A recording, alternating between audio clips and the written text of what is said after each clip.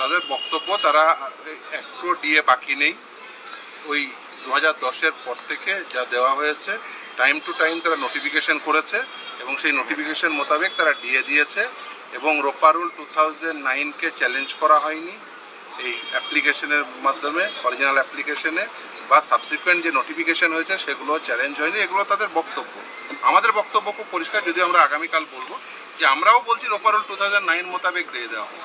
তারা বলছে যে 2009 মোতাবেক আমরা দিয়ে দিয়েছি এবং তারা বলছে ওই 536 যেটা বেস 1982 100 বেস ইয়ার ধরে 536-এর সাপেক্ষে ওইখানেই শুধুমাত্র ওইটুকুই বলা আছে, তারপরে আর কিছু বলা নেই। তাই ওই টাইম টু টাইম যে নোটিফিকেশন অনুযায়ী দেওয়া হয়েছে সেটা একেবারেই রাজ্যের যে ফাইন্যান্সিয়াল ক্যাপাসিটি সেই অনুযায়ী দিয়েছে। রাজ্যকে কখনোই কেউ কম্পেল করতে পারে না ঋণ নেওয়ার জন্য। সেটা স্টেটের পক্ষ থেকে আজকে বলা হয়েছে যে ঋণ নেওয়াটা সম্পূর্ণভাবে রাজ্যের নিজস্ব ডোমেন। রাজ্যের আরও অনেক খরচা আছে। ইভেন তারা যে অ্যাপ্লিকেশন করেছে সেই অ্যাপ্লিকেশনেরও পেজ 5 অনওয়ার্ড যে বিভিন্ন স্কিমগুলো আছে সেই স্কিমের খরচ এবং সেই সাপেক্ষে যে ম্যাচিং গ্র্যান্ট সেইগুলোকেও তারা উল্লেখ করেছে এবং তাদের বক্তব্য খুব পরিষ্কার, কোনো ডিএ বাকি নেই। সেই ডিএ একেবারেই টাইম টু টাইম নোটিফিকেশন করে দেওয়া হয়েছে, একেবারে একটুকু ডিএ বাকি নেই। কিন্তু আমাদের বক্তব্য যে ডিএ এআইসিপিআই অনুযায়ী দিতে হবে, সেই এআইসিপিআই অনুযায়ী দেওয়া হয়নি। আজকে মহামান্য বিচারপতিদ্বয় বারবার জানতে চান যে এআইসিপিআই বিষয়টি কি, তাহলে ডিএ কি এআইসিপিআই অনুযায়ী দেওয়া হয়েছে কি হয়নি।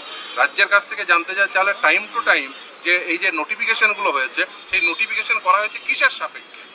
রাজ্যের বক্তব্য আমাদের টাইম টু টাইম আমরা নোটিফিকেশন করে দিয়েছি 2010-এর পরে 2011, 2012 সেই নোটিফিকেশন মধ্যে যখন যা ফাইন্যান্সিয়াল ক্যাপাসিটি ছিল সেই অনুযায়ী আমরা দিয়েছি। কিন্তু আমাদের বক্তব্য এআইসিপিআই অনুযায়ী দিতে হবে, রাজ্য এআইসিপিআই অনুযায়ী দেয়।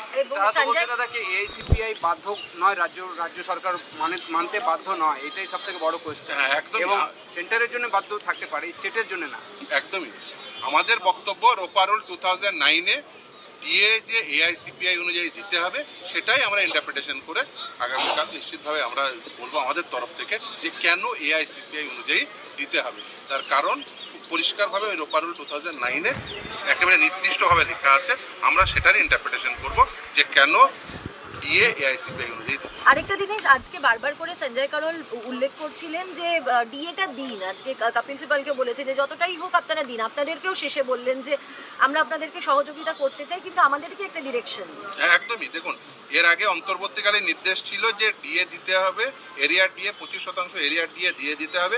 এখনো পর্যন্ত সেটা রাজ্য সরকার দেয়নি। তারা একটা অ্যাপ্লিকেশন করেছিল এবং তারা সেই অ্যাপ্লিকেশনে বলেছিল যে বিভিন্ন প্রকল্পে সেন্ট্রাল গভর্নমেন্ট কতটা টাকা তাদের বাকি রেখেছে এই সমস্ত বলেছিল। 1.3 টাইমস খরচা হয়ে যায় যে 3টে হেডে মাত্র মাইনে এবং পেনশন এবং এই যে ঋণ নেওয়া হয়েছে সেই ঋণের সুদ মেটাতে। ফলে এই যে বিপুল খরচ সেই বিষয়ে তারা উল্লেখ করেছে এবং শুধু তাই না, আজকে রাজ্যের তরফ থেকে এটাও বলা হয়েছে শিডিউল 7-কে দেখিয়ে যে স্টেট লিস্টে রাজ্যকে এভাবে বাধ্য করা যায় না। ইভেন আজকে বলেওছে যদি এই অর্ডারটিকে এক্সিকিউট করতে হয় যে পরিমাণ টাকা তাদের ধার নিতে হবে তাহলে তো রিজার্ভ ব্যাঙ্ক অফ ইন্ডিয়ার কাছ থেকে আবার তাদের পারমিশন নিতে হবে, আবার লেজিসলেটরদের কাছে যেতে হবে, কারণ এফআরবিএম অ্যাক্ট আছে। ফলে